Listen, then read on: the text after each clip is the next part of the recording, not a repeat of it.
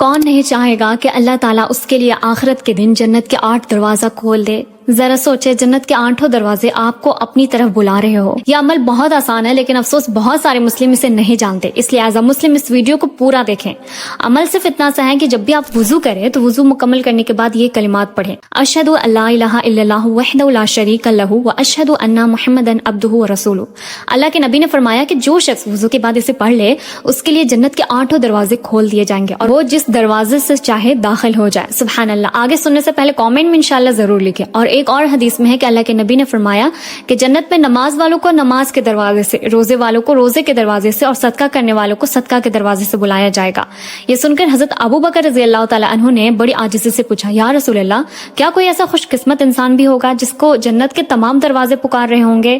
اللہ کے نبی نے فرمایا: ہاں ابو بکر، اور مجھے امید ہے کہ تم انہی میں سے ہوں گے۔ تو سوچے، جو وضو کے بعد یہ دعا پڑھتا ہے اس کے لیے بھی بشارت ہے کہ وہ جس دروازے سے چاہے داخل ہو جائے۔ سبحان اللہ۔